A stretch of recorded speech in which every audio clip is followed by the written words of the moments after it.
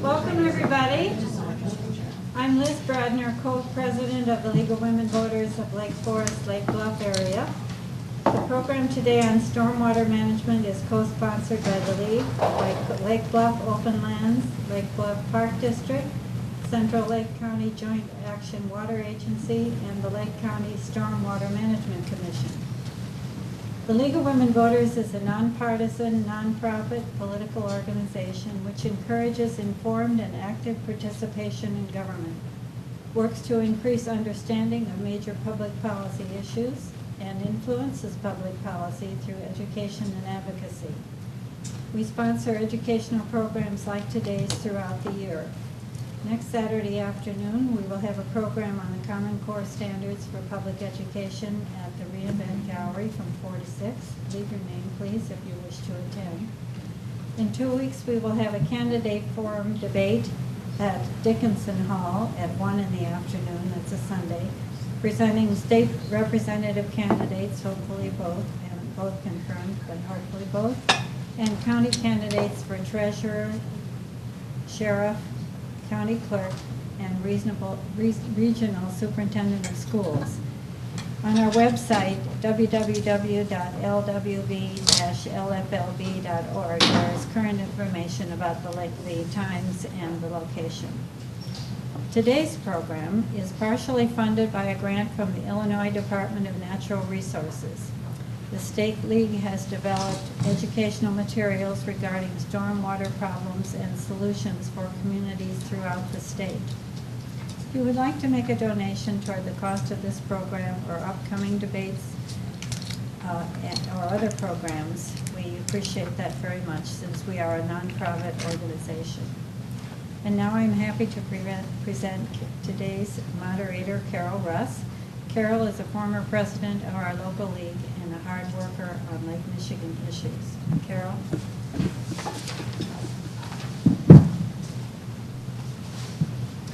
Well, thank you very much, Liz, and thanks to all of you for coming today. We do have 4 speakers today, all up front with me. Larry McCotter of Lake Bluff Open Lands, Sandy Hart, who is our county board rep and also on the Stormwater Management Commission.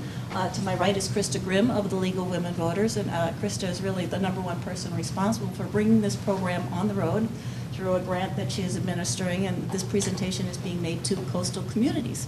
And on her right is Miss Melissa Olenick, who is our hostess here today at JAWA, CLCJAWA, which is the Central Lake County Joint Action Water Agency, which we also call JAWA. A funny word to say in here, but an easy acronym. Also present with us is Ron Soucie of the Lake Bluff Park District, another sponsor, and Ron says he is very grateful for your interest in healthy water and keeping our beach healthy. So I would like to introduce each speaker in turn. They all have something different to share with us, and our first speaker is Krista Grimm, and excuse me while I look at my iPhone. My printer was not cooperating today, so it was printing every other line, which would have made a pretty funny introduction for Krista. Krista is the Water Resources Specialist for the League of Women Voters of Illinois. She's been working on water issues hard for 7 years. Her undergraduate degree is from Northwestern University, and she has a Master's of Urban Planning and Policy from U of I in Chicago. She is also an Illinois delegate to the Lake Michigan League of Women Voters, which has representation from the 4 states contiguous to Lake Michigan. So it's a joint action group from many local leagues of women voters that's formed a consortium specifically to address these kinds of issues. So our keynote speaker, Krista Grimm, will be first. Thank you.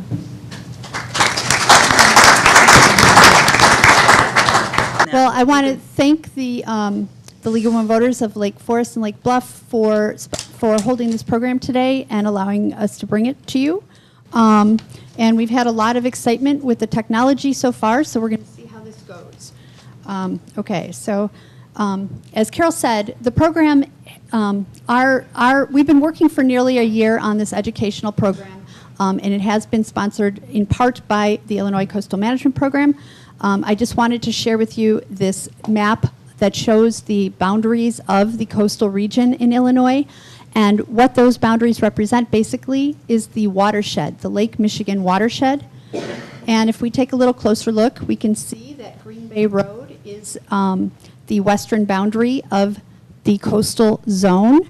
And what's important about that is that all of the stormwater from the east of Green Bay Road is being put back into Lake Michigan, untreated, and the stormwater from the west of Green Bay is then goes through the sewer system to the west. So we have a problem, and that is that in our changing climate, the prediction for the Midwest is that we are going to be having increased number of more intense and frequent rainstorms, alternating with with periods of drought. And unfortunately, both of these situations, extremes of weather, lead to increased flooding. So what happens to rain? Well, in a natural area without any development, about 50% of the rainwater is absorbed by the ground. A lot of the water, about 40% on average, evaporates pretty much immediately, and then 10% becomes runoff and travels over the ground.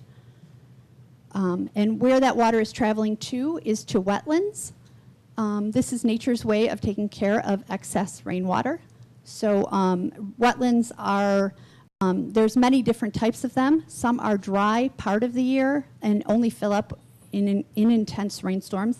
And some are wet year-round, but then are able to take on additional rainwater when necessary.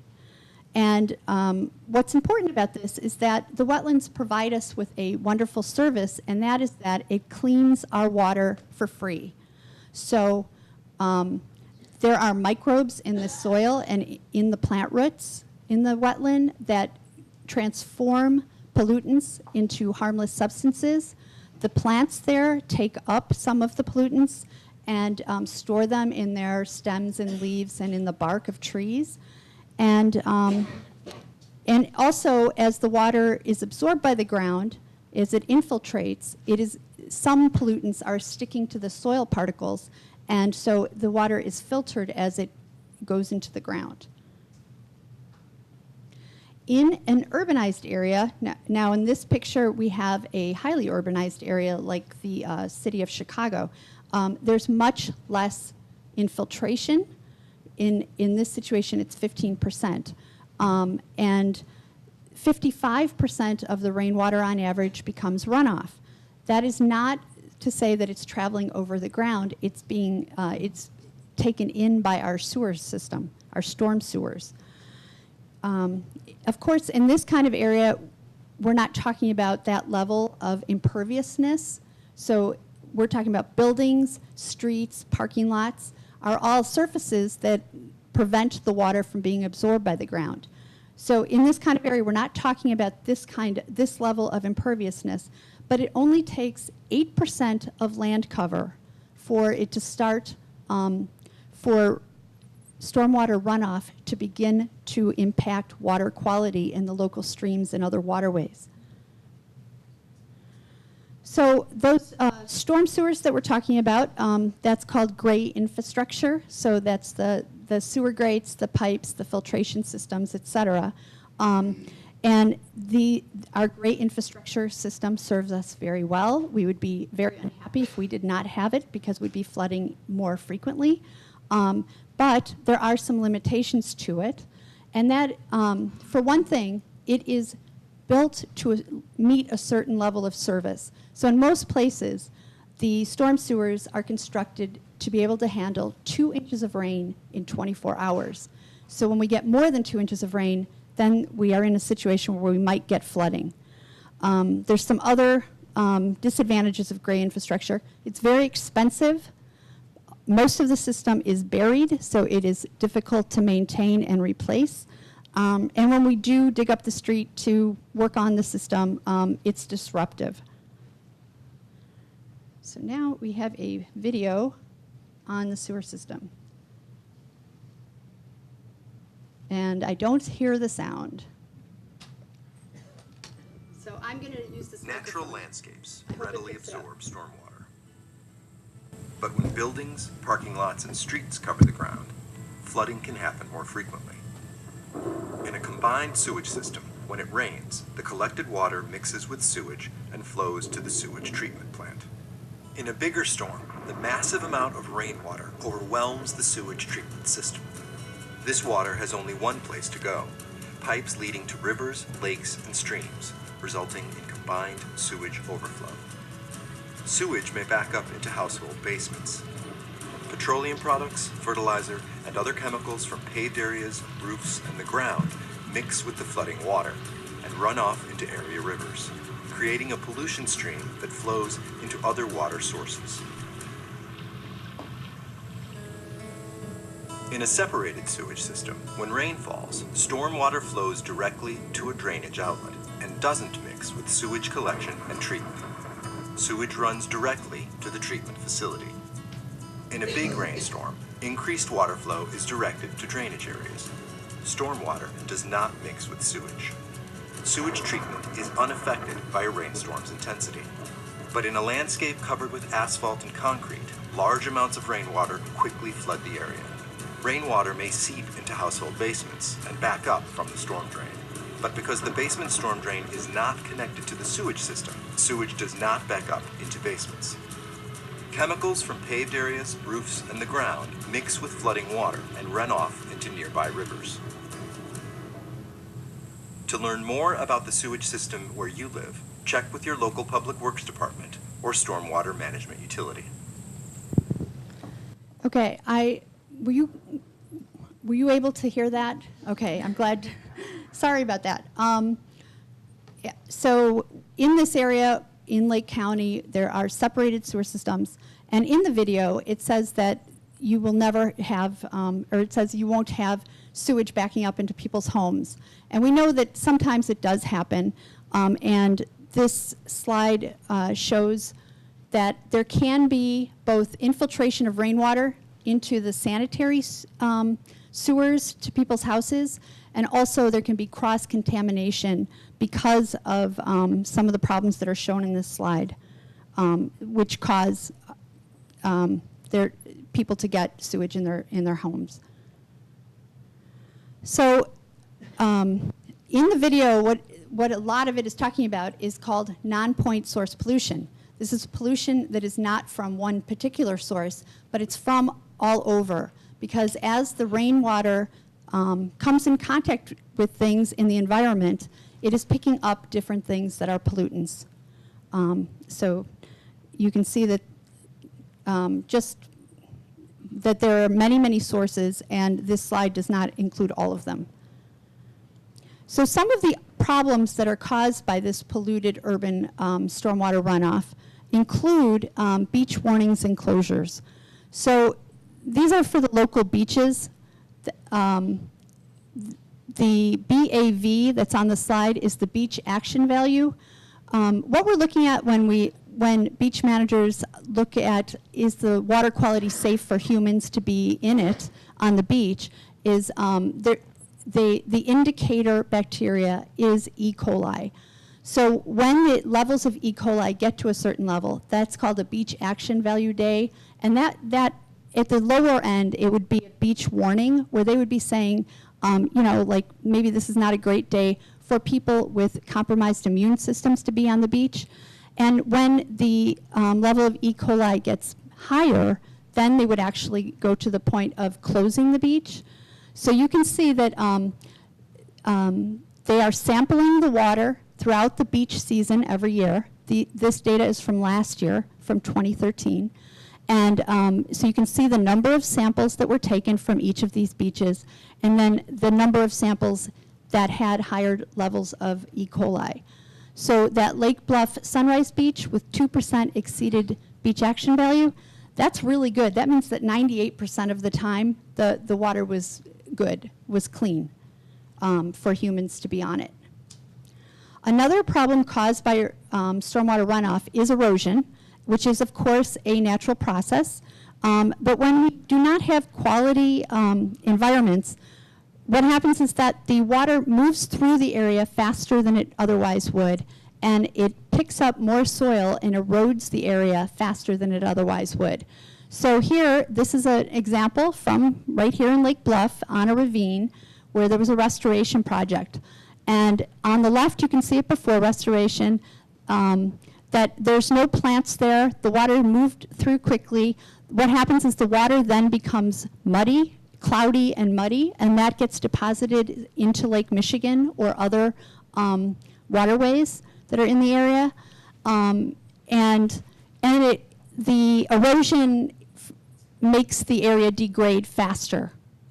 But then after renovation, you can see where they've put in plants and rocks, that there's stuff there to slow down the water. More water can be absorbed, and we can have that natural cleaning going on. And the water that will then get into Lake Michigan will be cleaner. And then opening of the locks to Lake Michigan. This, of course, is a problem for Cook County. And someone said to me, in Lake County, this isn't a problem for us. But it is a problem because we share the lake. So in terms of how this affects you, this is your lake, and you can get angry about that, the fact that raw sewage is being put into the lake that we both share, that we share across the counties. So the good news is that there are things that we can choose to do that will help both prevent flooding to some extent, but also help prevent water pollution. So support natural area cleanups. On September 20th, next Saturday, is International Coastal Cleanup Day. So you can find a beach near you or wherever you're going to be and get out there and help clean it up, and that will help keep the water in Lake Michigan cleaner. Clearing water paths, so even if we just keep the sewer grates clear, it will help, it would allow water to get into the system and not back up and flood. And then we can choose less toxic products. I just saw a report last week from the USGS that said that the really good news is that streams in rural areas have less pesticide in them than they did a decade ago. But the footnote to that report was that streams and rivers in urban areas have more pesticide than they did a decade ago. So we can do things like choose not to use pesticide or fertilizers. That's another item on the list. Fertilize only when needed.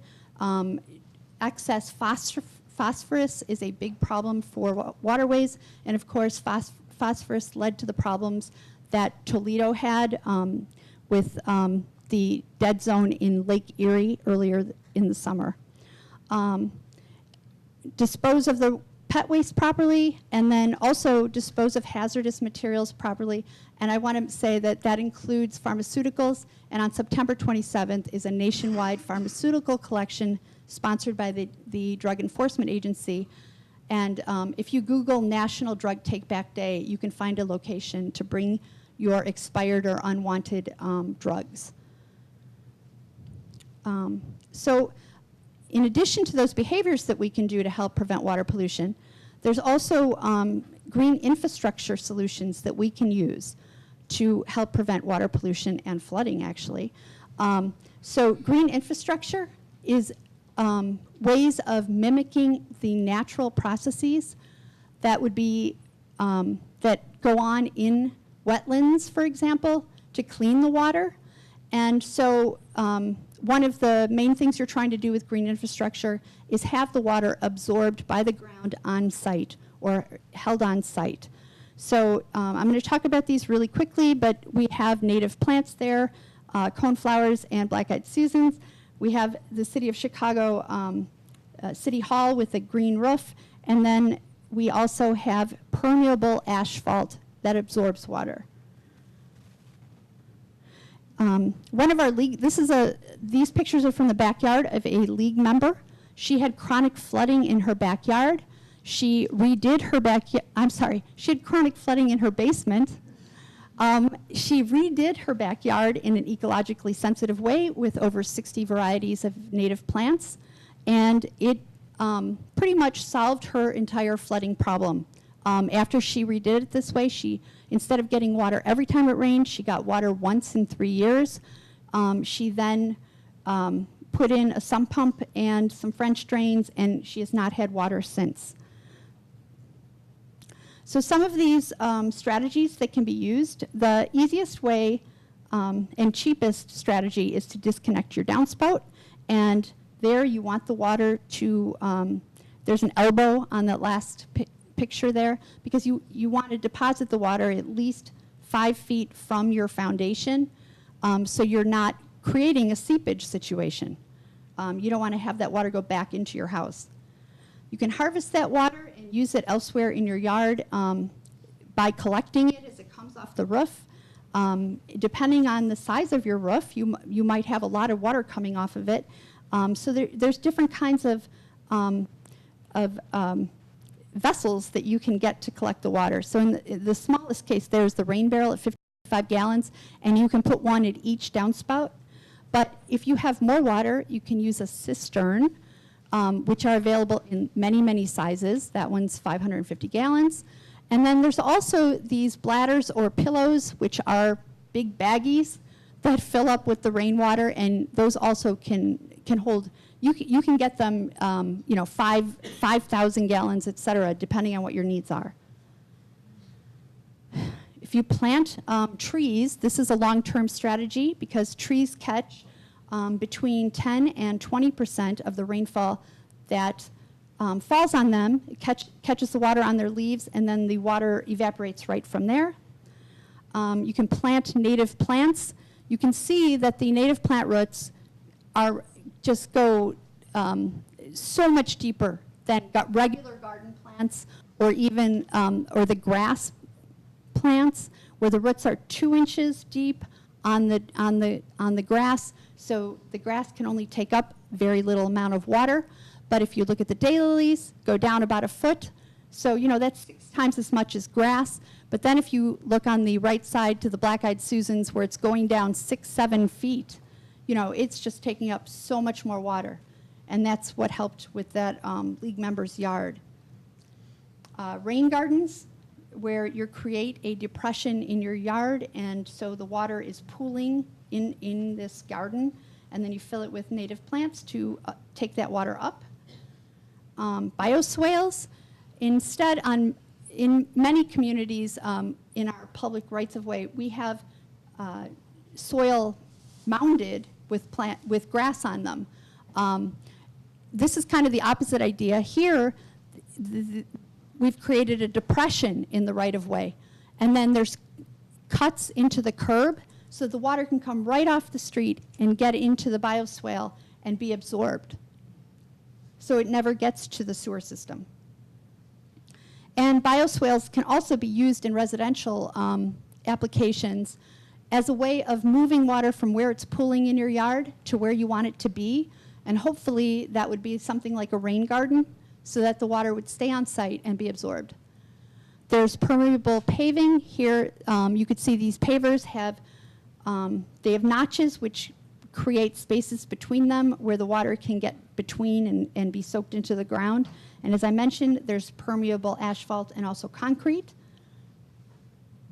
And we can use our roofs for stormwater management as well. There's green roofs where you're planting plants on the roof itself. Blue roof, which it's a cheaper method than green roofs.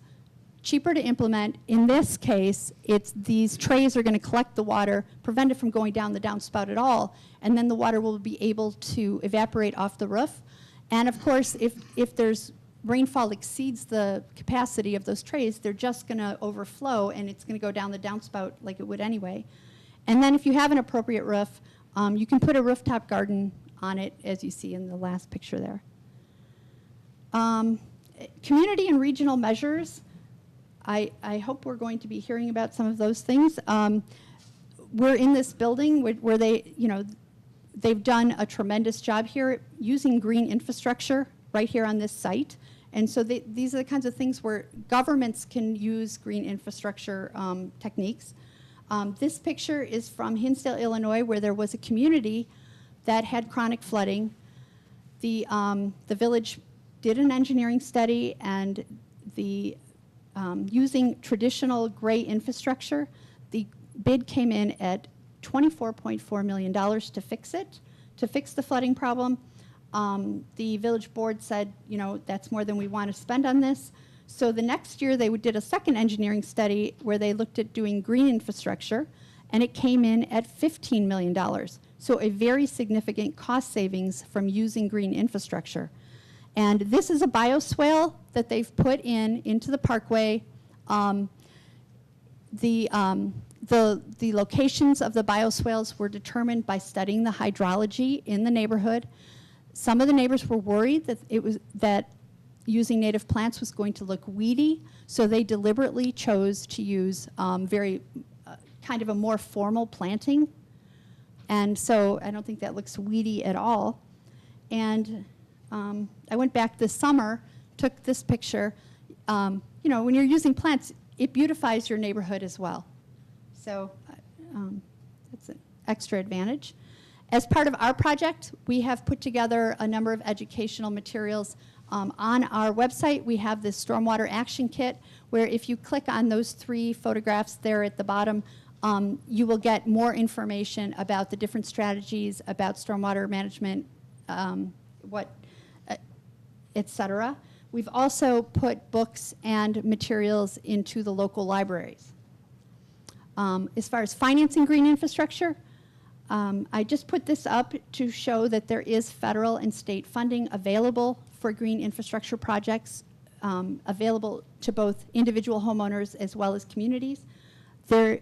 All of these sources of funding are competitive. There's more demand than there are dollars, and so I just want to make sure that, you know, I'm not that everyone's aware of that.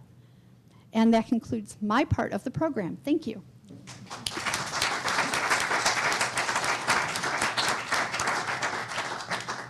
Well, thank you very much, Krista.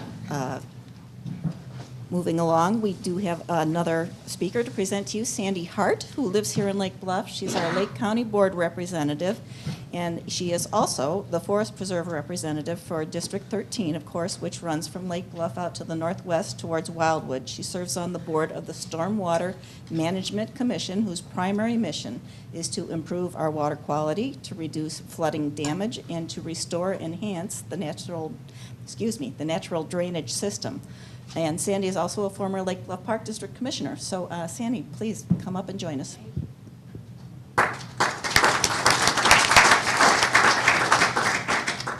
And I'm not expecting a call. I'm just going to keep track of my time so I don't go over. So we're thinking about 10 minutes. All right, well, first let me just say thank you so much for coming. This has been very interesting for me as I have joined the board and started working on stormwater management.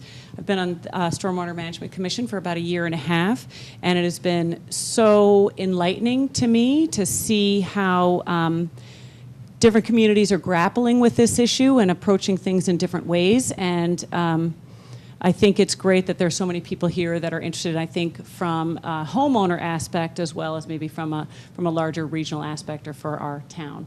So let me just move on. So as Carol so eloquently said, our mission is to improve water quality, reduce flood damage, and restore and enhance the natural drainage system. So I think Krista spoke very eloquently about the natural drainage system with using those plants, and I know Larry will be speaking about that. And also improving the water quality. We have many impaired water systems here in Lake County, so whether that's rivers or streams and even some parts of Lake Michigan. And so we work with other jurisdictions to improve those water systems.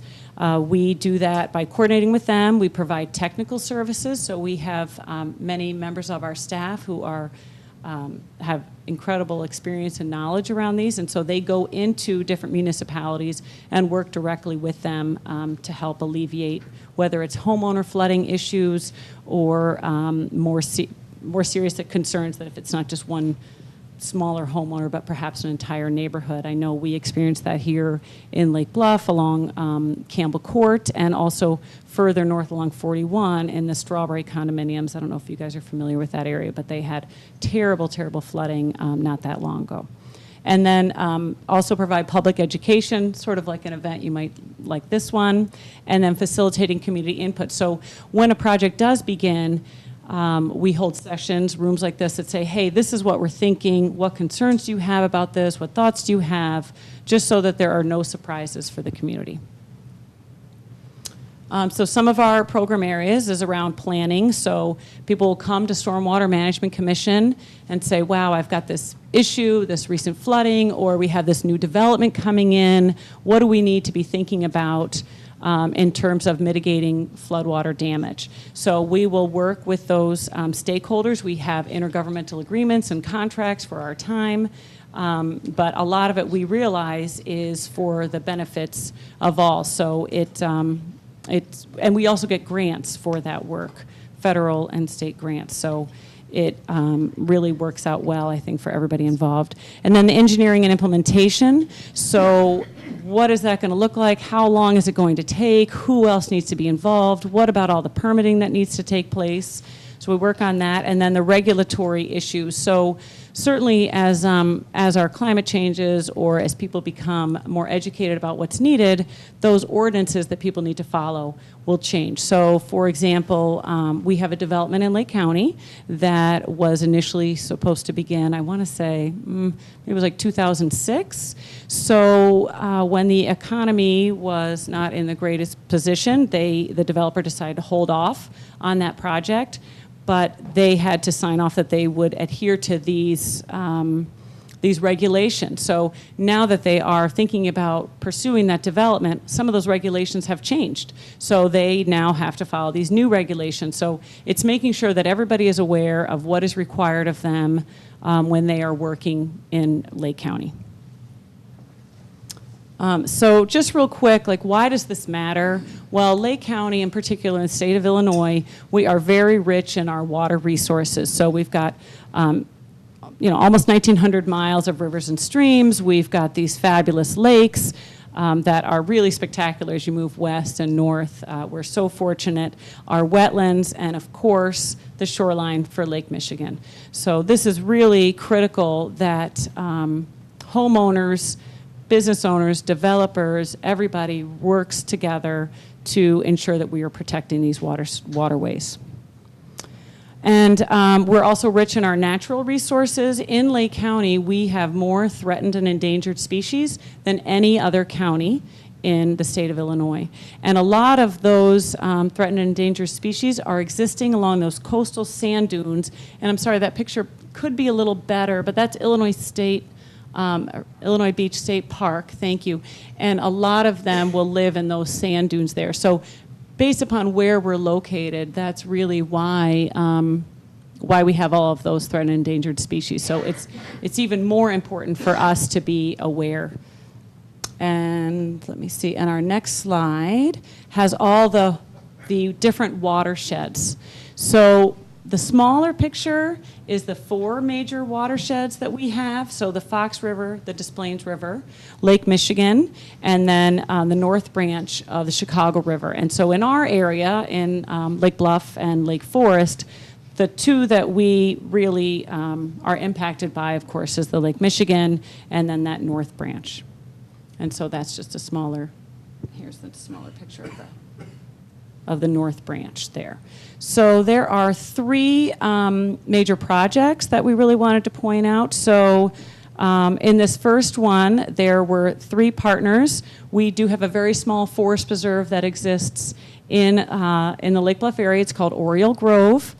And we worked with the Youth Conservation Corps, the Village of Lake Bluff, and Lake Bluff Open Lands to remove invasive species from that. And why does that matter in terms of stormwater management? Well, it matters because, as Krista showed in that slide, with the depth of that root system, it's important to have that space to control stormwater for people who live downstream.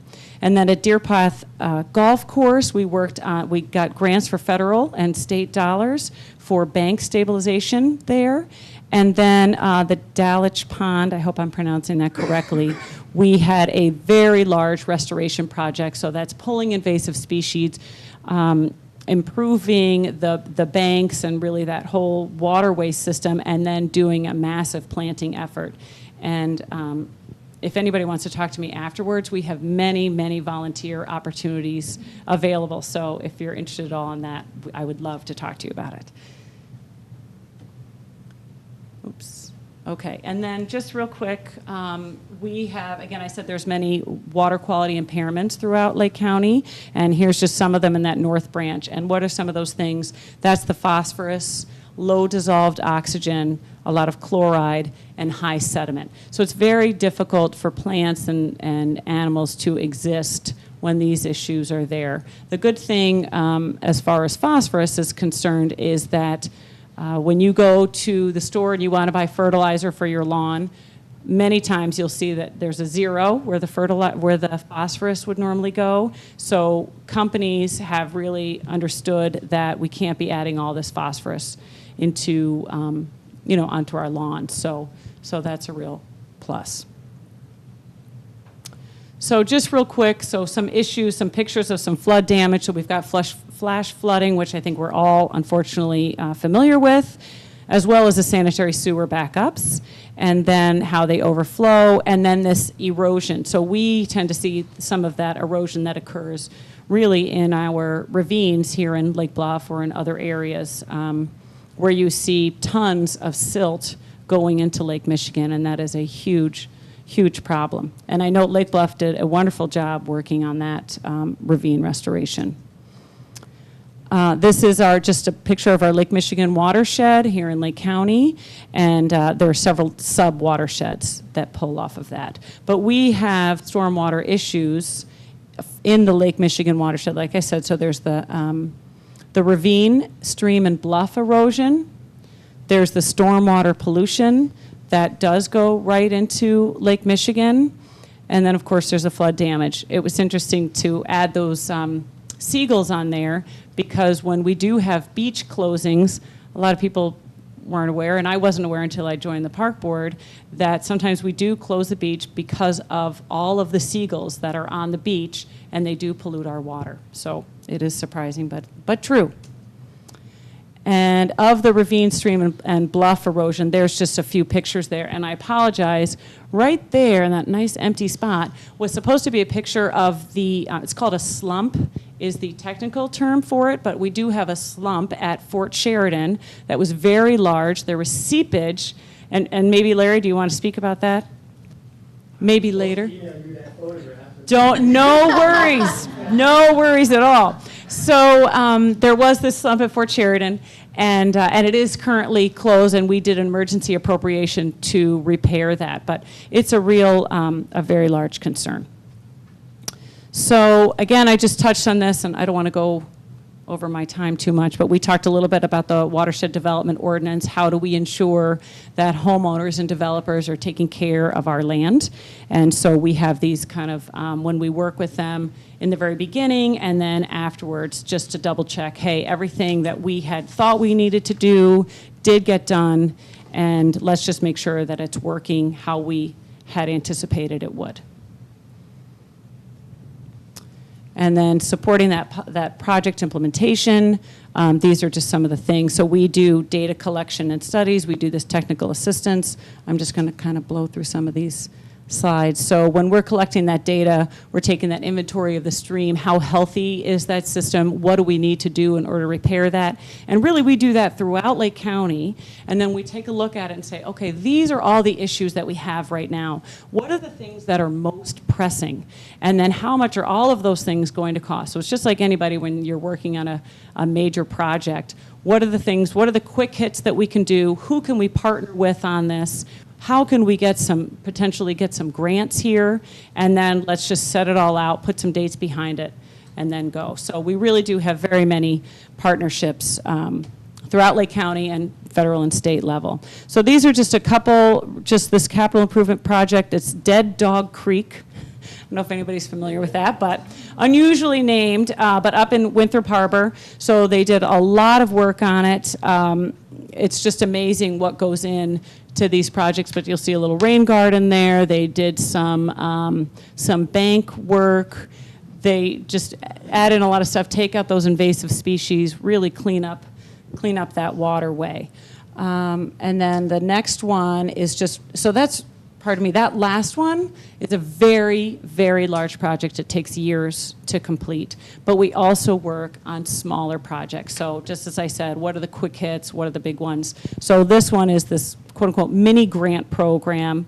And SMC will partner and say, hey, you know what, if you guys work on this, then we're going to match your dollars. So this is what they did. And then we did receive an award.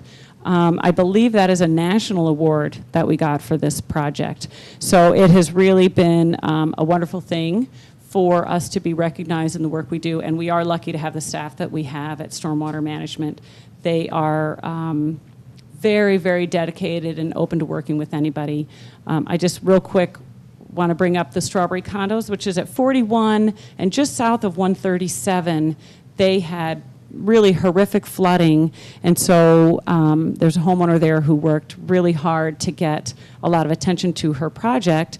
And so about 2 months ago we all met, and there was a state rep there. There was someone from the state senator's staff there. There were people from IEPA there. It was just amazing, all the people that came together to help that situation in that condominium complex. So that's already moving along, and we are planned that they will be in good shape come the next major flood event. And again, partnerships, and I know Larry's going to talk about a little bit more about what homeowners can do. So thank you so much for your time.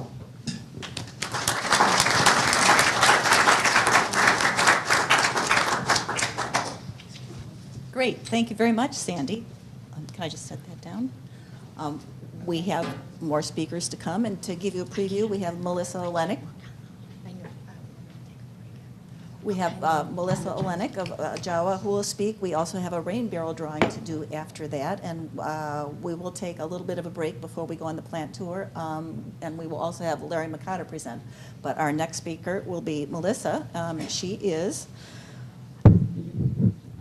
with Jawa, of course. She runs the laboratory here, and she's responsible for the water quality and the water plant optimization, and I cannot tell you how totally enthusiastic she was about having you all here for a little bit of outreach and education. She does this all the time. She jumps at the chance to tell people what goes on here and the important work that gets done and how we can help. She has a master's degree in ethology from the University of Wisconsin, bachelor's in biology from Bradley. She's been here at Jawa for 2.5 years, and before that she worked at the Lake County Environmental Lab doing water quality testing. So thank you, and please come up.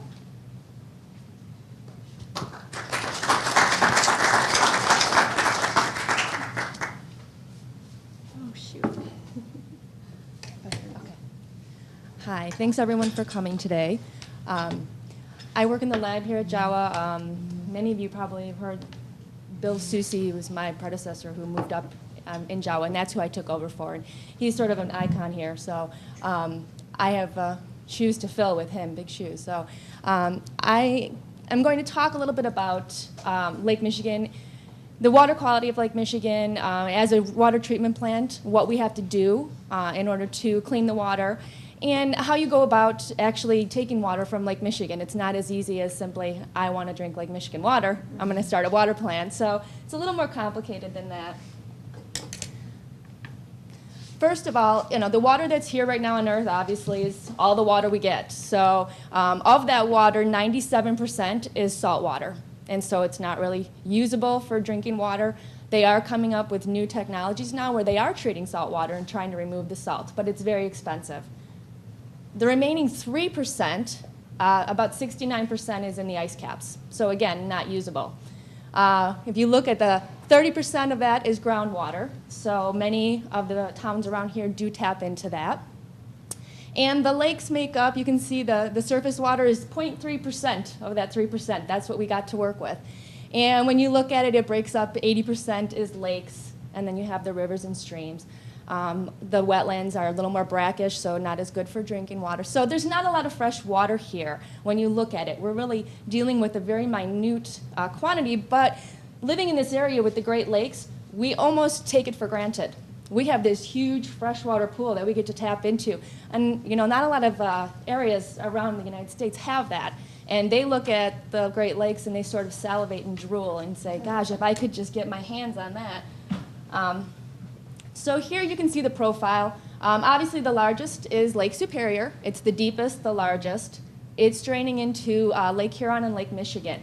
Lake Michigan and Huron are at exactly the same elevation and are actually connected through a canal. So they're sort of the same connection point, but Lake Michigan is deeper. So it's a little bit bigger. And that obviously goes over the falls, or no, first it goes into Lake Erie, then over the falls, and then out to the ocean. Lake Erie, you can see, very shallow. It's not a very deep lake. It's small, it's shallow, and that's part of the reason why you heard about it in the news. Their problems with algae come from their depth. So when you have a very shallow lake like that, you have a lot of phosphorus coming into it. They have, a massive agricultural dumping into that lake.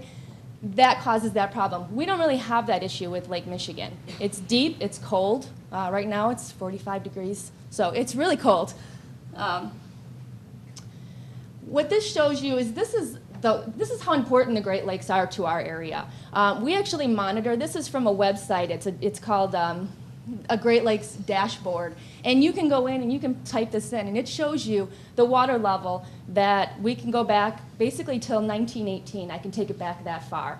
This is showing you 10 years of the average water level. That red line right in the middle there at Lake Michigan, that's the average water level of Lake Michigan. So we always want to be hitting that red line. But if you look at the last 10 years, we've been pretty much below, and Lake Michigan's been kind of down. And we actually had, in 2011, when we had the drought, I believe it was, you can see we actually hit a record low. Those blues and those red dashes, that's showing you record lows and record highs. And we were in a pretty bad situation when that happened. I believe it was 2012. It shows up there. But then basically what happened is we had a wet October. Then we came into this major freeze. And the surface of the lake covered 90% coverage of ice. And although we were all very unhappy that it was so cold, the lakes loved it. Because when you cover a lake like Lake Michigan with all of that ice, there was no evaporation. So then the lake levels really started to rebound. And all the Great Lakes started to come up. Then we followed it with a super wet spring and a wet summer. And now you can see every lake has come up above average now. Lake Michigan is just above average. Those bars that you're seeing, that's what they're predicting in the next 6 months. That's what they think will happen. So it will start to go down just because of the weather.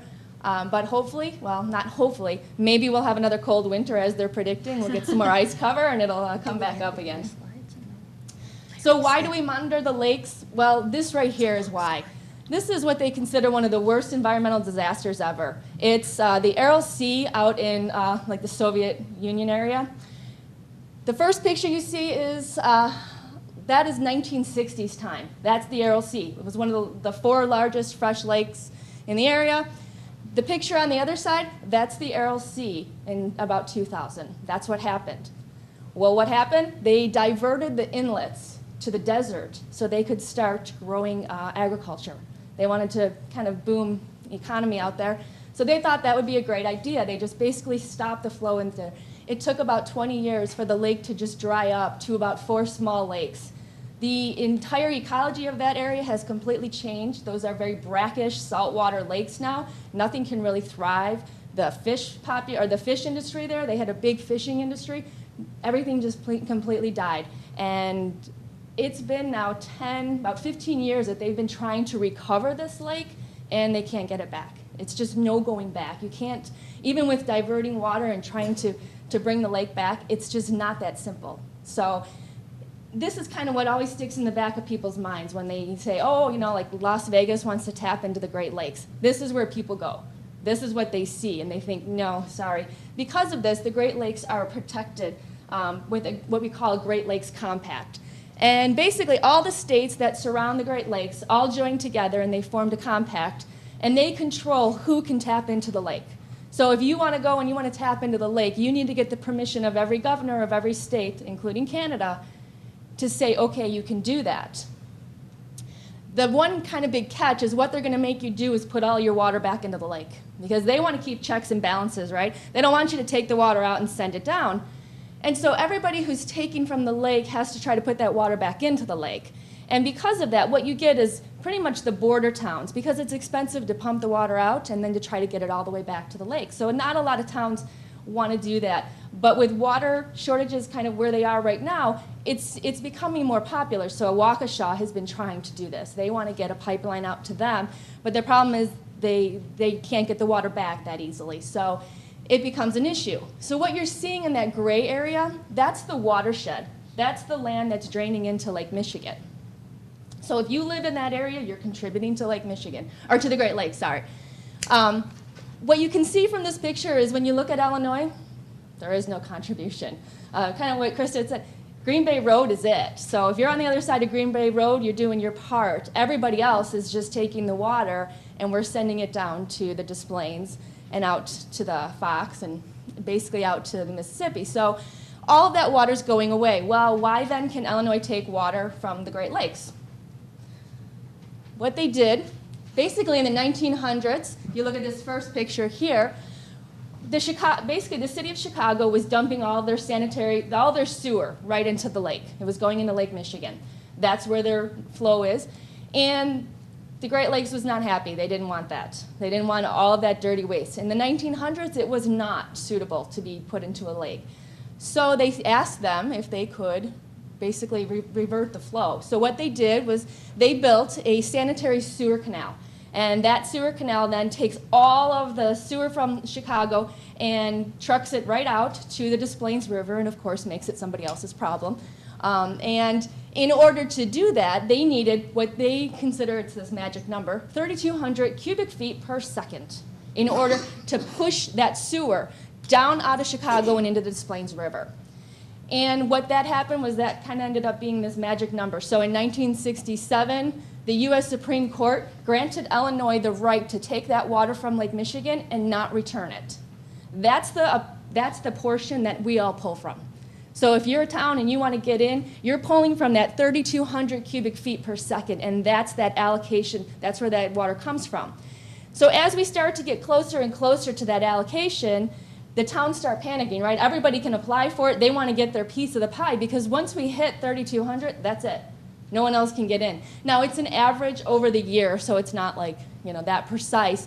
And actually, as drinking water and sewer and wastewater plants have gotten more kind of green friendly, they've all been trying to stop leaking and really try to stop wastewater from kind of seeping and stuff like that. What that has done is it's actually brought us down. So now we have more water to pull from, so more towns are trying to get in.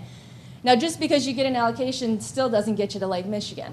So you can get your allocation, but now you have to find a way to get into the plant, into the lake. So that's where towns are trying to join with different water treatment plants, such as Jawa, or trying to form their own Jawa. There was a North Jawa that was supposed to be formed further up in Zion, and that was 10 towns who were trying to get together. But Jawa, the concept is very smart. It's a lot harder to actually make it come to fruition. So bringing 10 towns together and trying to get them all to cooperate, it's not that simple. So basically back in 1992, this is what happened. So the mayor of Libertyville, Paul M. Neal, was kind of the forerunner. He was the one who really had the idea and kind of went with it. He brought all of the towns together. It's 9 towns. And although you see more than 9 towns up here, it's because Vernon Hills, Knollwood Roundout, and Wildwood are all under Lake County Public Works. So Lake County supplies groundwater to unincorporated areas. When they can't tap into the groundwater and they can't supply an area, then they use Jawa, and that's where their role comes in. So they are a board member. Lake County Public Works is part of the board. They are considered one town. The rest of the towns being obviously Lake Bluff, Libertyville, Mundelein, Grays Lake, Gurnee, and all of the round lakes. And that is, right now, that's what makes up Jawa. What happened in 1992, they opened the doors, started making water, and you can see that blue line, that solid blue line in the middle. That's basically the average water per year that we were making. So we started just below 15, started to peak, got up to 20, 22, 24 for our average, and then we leveled off. And we started to go down a little bit. And it was not what they were expecting. Because when you looked at Lake County and growth and neighborhoods going in, what they predicted was we were going to open the doors and water production was going to go up, up, up. And eventually, basically around this time, we would be up at 30, 35 for our average.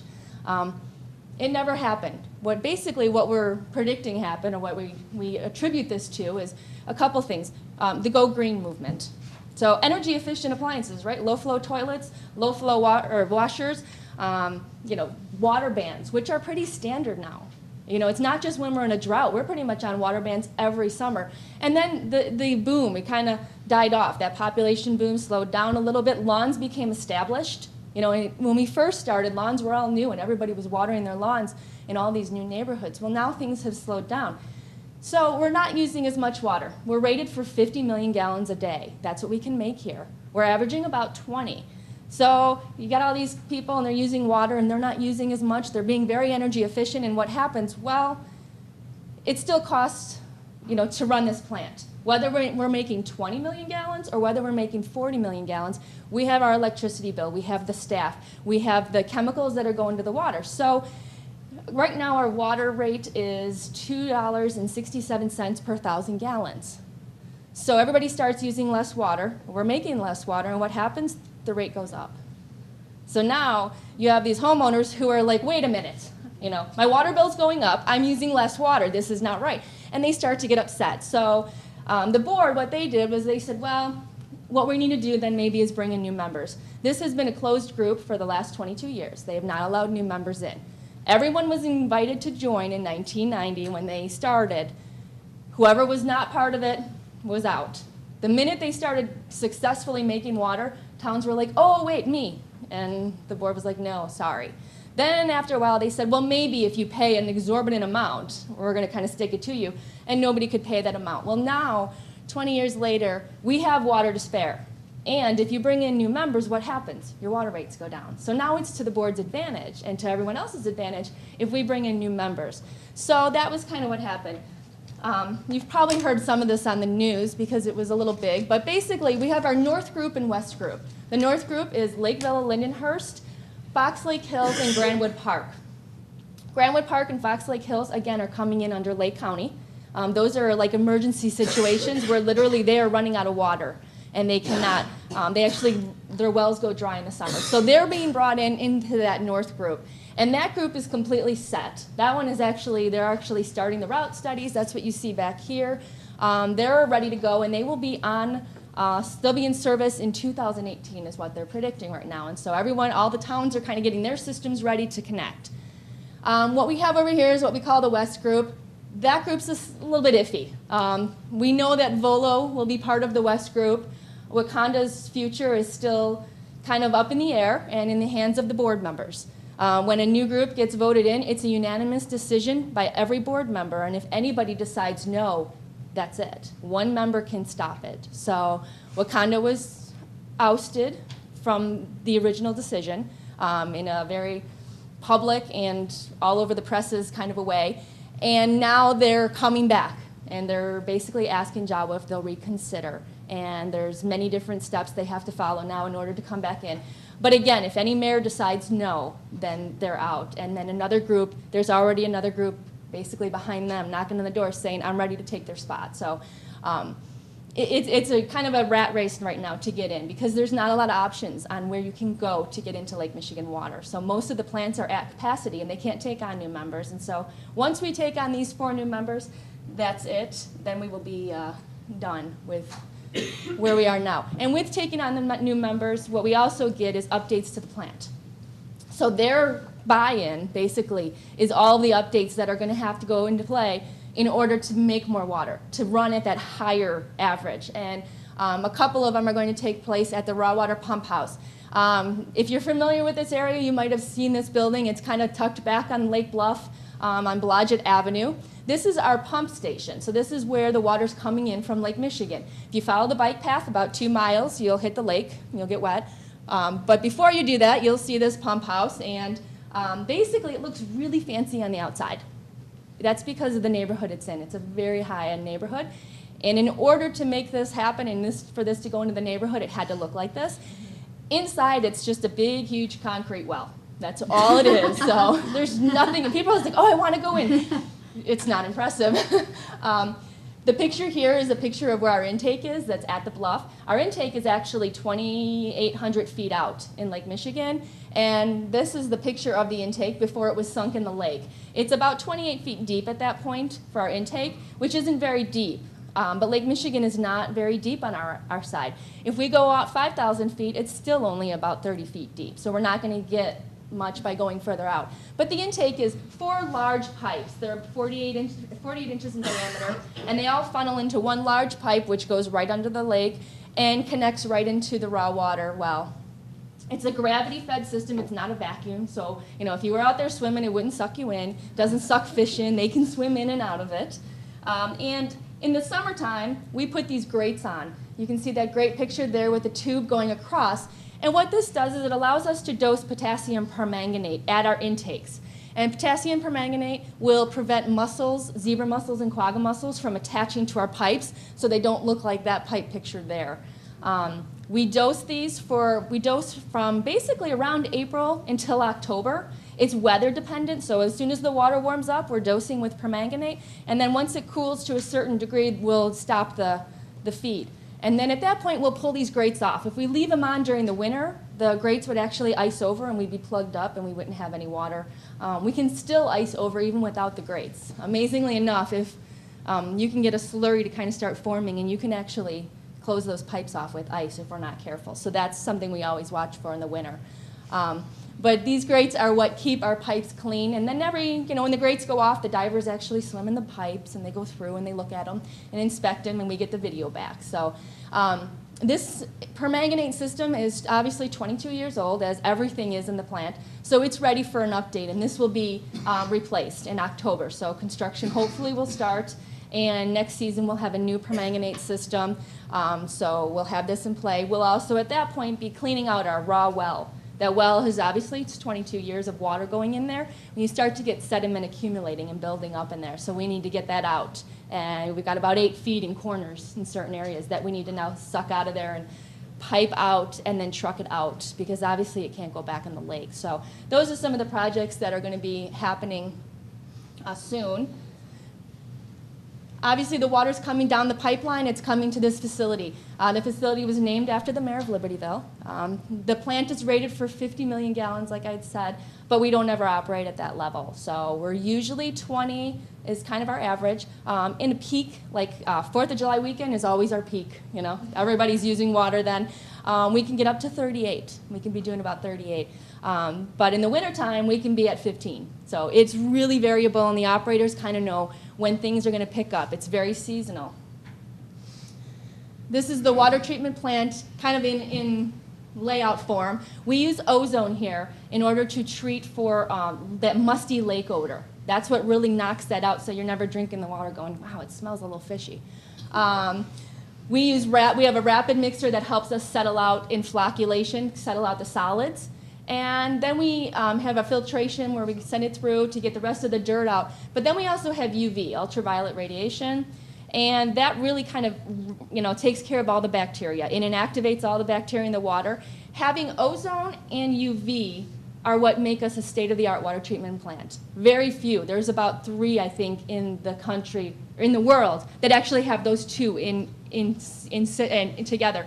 So it's not what you would normally see. So when people come to this plant, they're usually shocked that we have such a great facility here. And because we have this great facility, we can make really clean water. When you look at Lake Michigan, I know we were just talking about how the quality of Lake Michigan, but from a drinking water standpoint, we don't have to do much to treat the water. There's only 2 things we need to remove. One is dirt or turbidity, and the other is bacteria. That's all we need to take out of the water. So everything else that's in the water, that's in the lake that we test for, it's not in high enough levels to really be an issue for us. It's just dirt and poop, basically. That's what we're trying to get rid of here. So we do test, though, for over 300 different contaminants here. And this is a list. The dark blue on top is what's regulated by the state. That's all that they require us to test. Not all, but that's all that we detect that they require us to test. They actually only require about 100 different contaminants that we need to test for. We test for over 300. We feel more information is better, And we give all this information. We don't hold it, we don't keep it from anybody. We publish it on our website. We let everyone know exactly what we're detecting in the lake. Some of the things that come up that people are curious about or get a little upset about is, progesterone. So we have progesterone. We've been detecting hormones in the lake for over 10 years.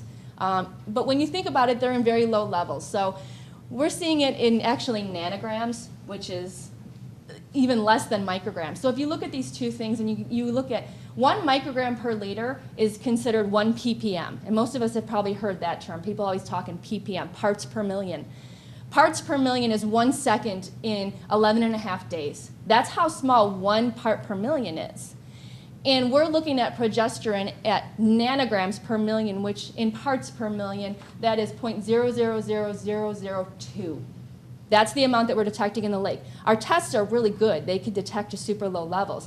So when we publish this, a lot of times people are like, oh my gosh, there's hormones in the water. But you have to look at the units and what we're actually detecting in the amount. Because the tests are so amazing now that, yes, we do get hits on these. We also detect, every year we get cotinine. It's a derivative of nicotine, so if you smoke, when you go to the bathroom, you put cotinine into the water. It's always there. We always detect it. Sometimes things kind of come up and go away. Last year we had ibuprofen was detected. This year it was not. Again, it's always right on that border. We're barely detecting it, so sometimes they pop up and sometimes they go away. But for the most part, Lake Michigan is very clean when you look at it.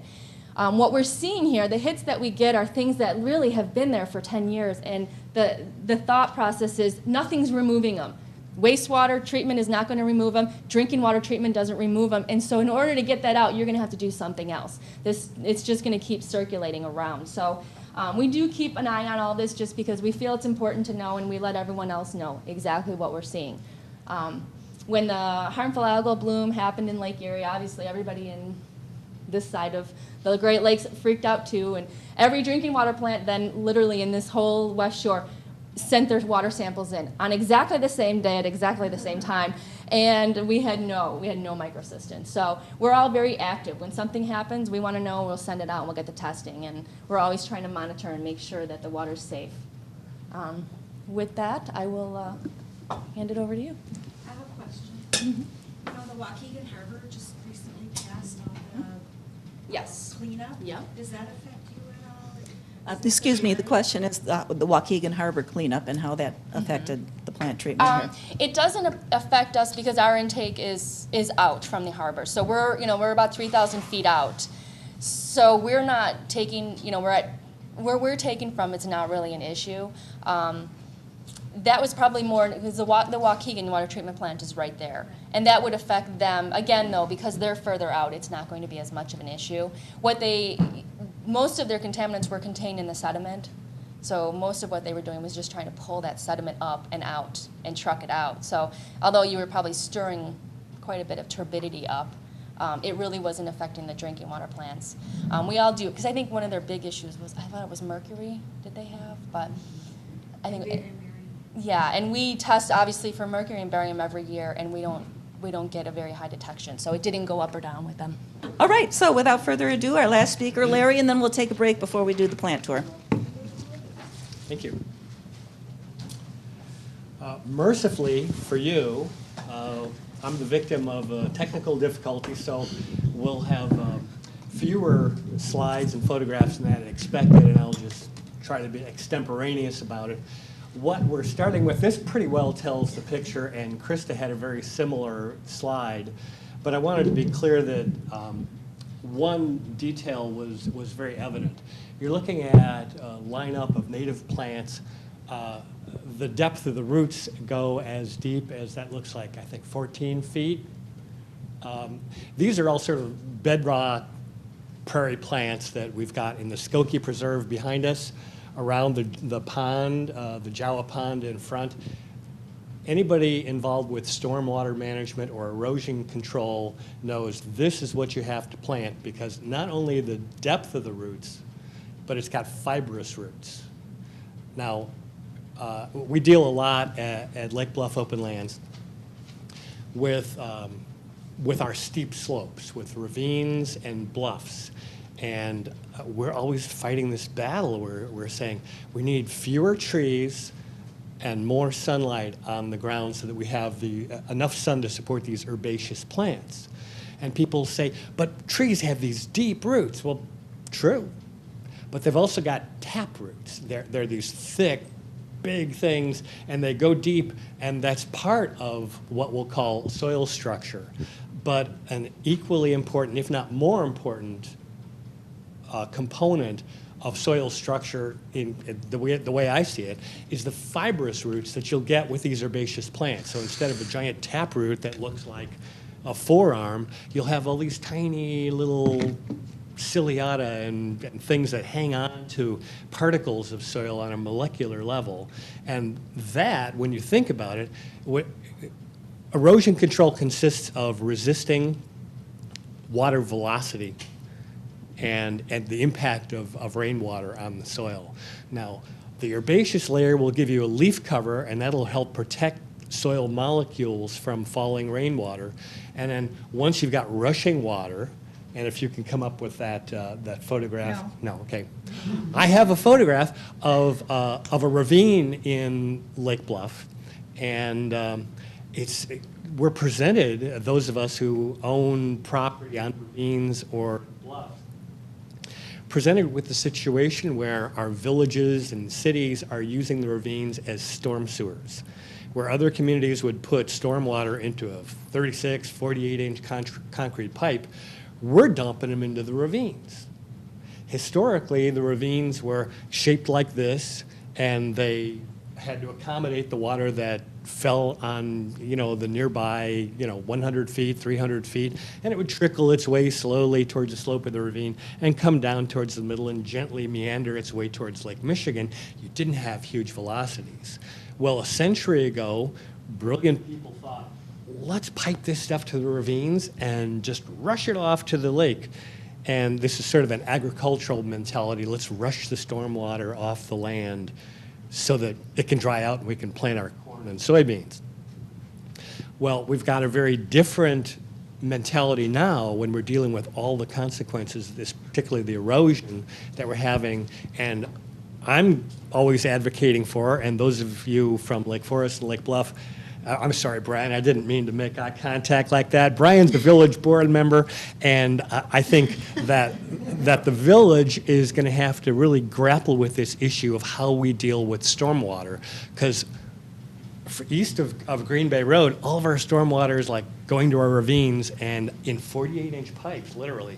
And if we had this photograph we don't have, you'd see just like stand above Moffett or the Gurney Avenue Bridge during a rain event, and you'll see that we've got a major problem that is resulting in the bottom of the ravines being scoured.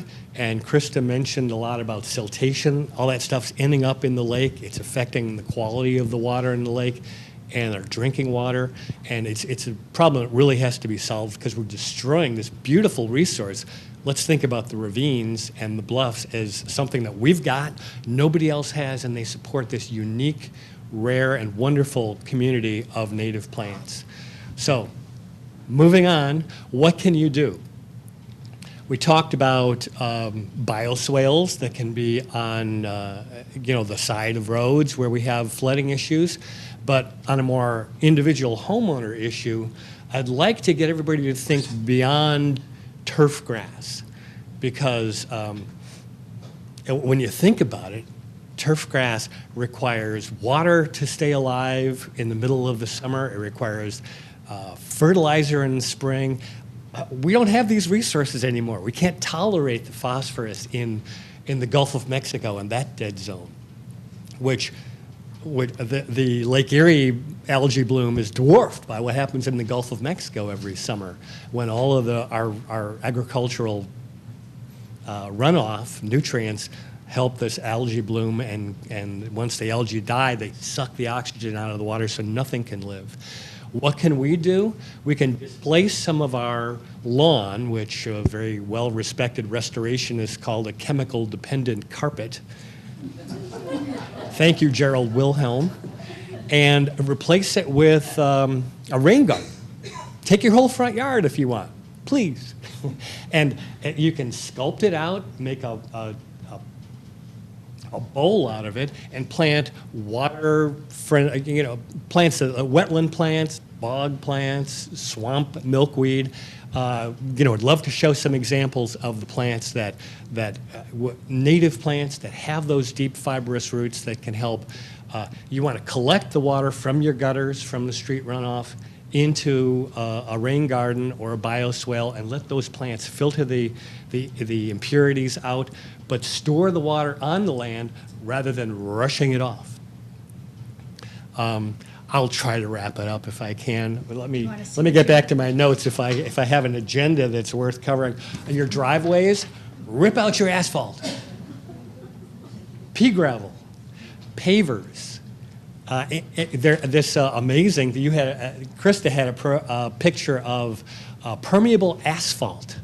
Phenomenal stuff. It just sucks down the rainwater, and it recharges. Once you get the water back down into the land, because we didn't rush it off, we let it sit there and percolate down. We're restoring the water table. We're counteracting the effects of drought, and we've got to start thinking of keeping water on the land to the extent that your foundation and your basement can tolerate it.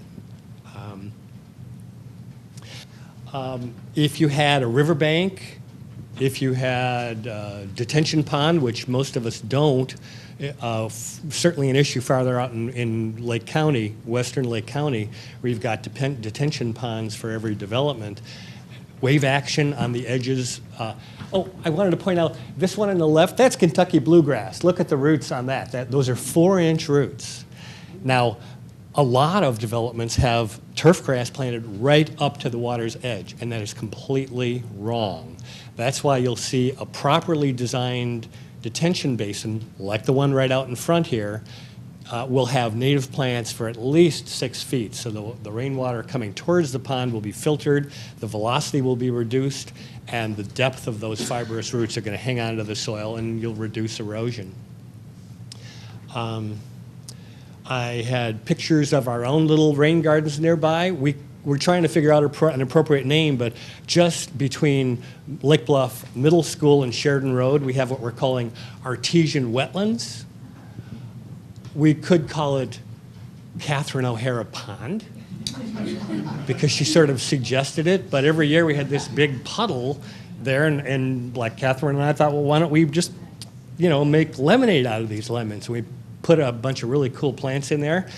Don't have a photograph, but you can drive by. We've got Rockland Wetlands, which is up at the corner, which is just flourishing right now with native plants, and that's in about its 10th year of restoration. It keeps getting better every year as more plants mature and bloom. Check that out.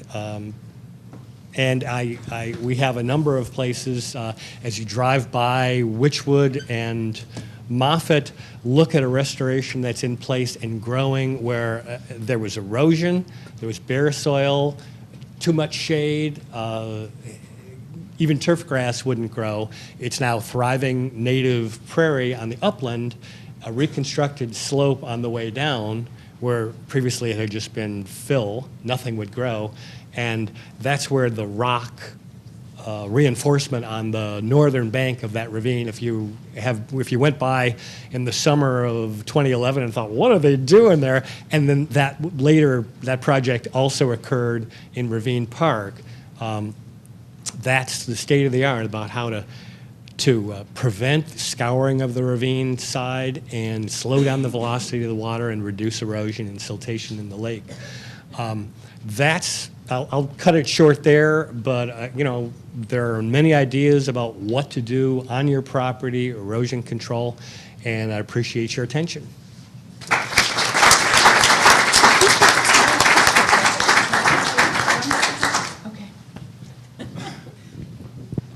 All right. Well, I'm sure we're all eager to get moving, but we can make time for a few questions if you like.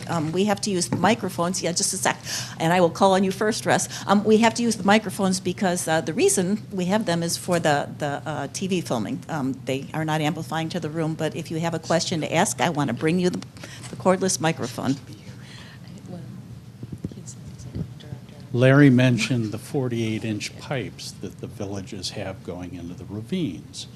I live on a ravine, and there is a 48-inch pipe that drains Market Square into the village of Lake Bluff.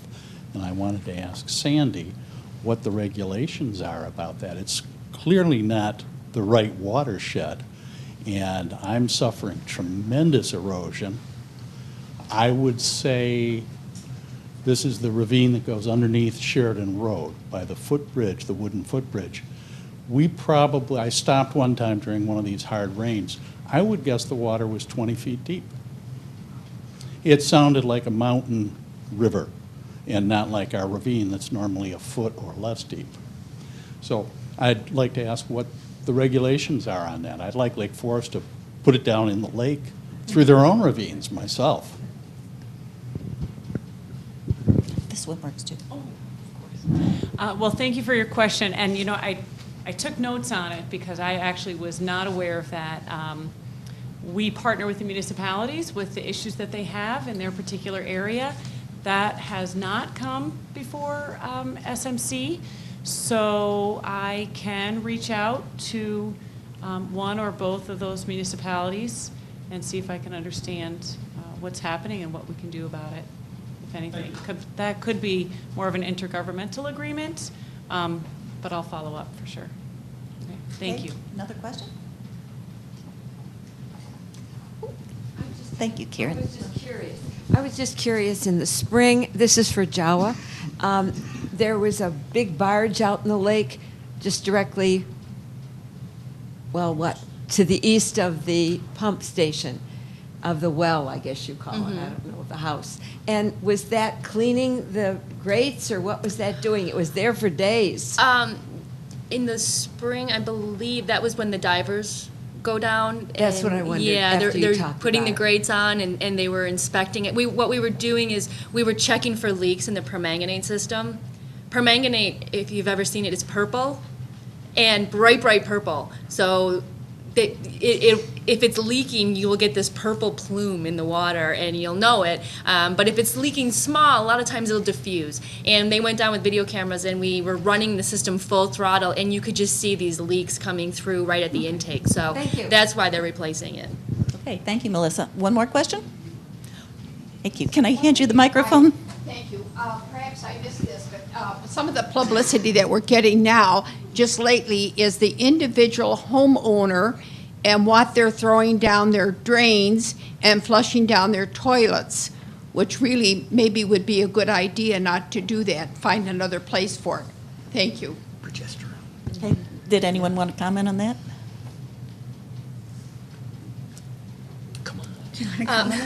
Sure. You know, that's a really big topic right now on pharmaceuticals not being flushed in the toilets, not being put back into our water system. That only accounts for a small portion of it, though. Most of it is what we're taking in and then, metabolically changing and putting back into the system. So when those levels start to go up, when we start to see more hormones or more, sometimes we get hits on diabetic medications, so insulin and things like that. When those numbers start to go up and it becomes a concern, then they have to figure out who they're going to point their finger at. Will it be the drinking water systems who have to remove them, or will it be the wastewater? And that's kind of where we are right now. Is everyone, with phosphorus, this is also an issue. They want to kind of point their finger at wastewater treatment plants and say, you guys have to remove it, and they want to point their finger at us and say, you need to help us out, and point their finger at the farmers and the agriculture. So a lot of it is who's going to take responsibility to pay for it. I'm referring mostly, like right now there's with cosmetics, and I think the state has changed the law, but it's not going to be in effect for a few more years. Grease, just a lot of little things that as people need to be educated.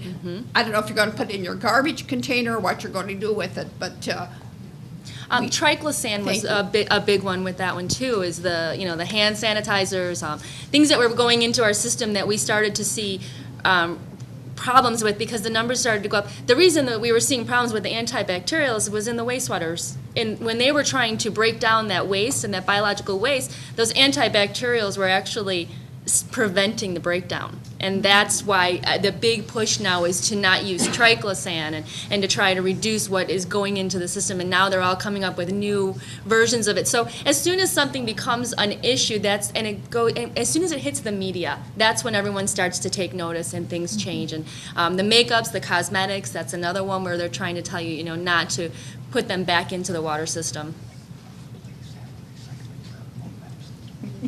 Okay, well, with that comment, I sense that we're all really eager to do this plant tour and maybe even just stretch our legs and stand up for a little bit. So I'd like to thank Sandy Hart, Krista Grimm, Melissa Olenick, and Larry McCotter for being with us today.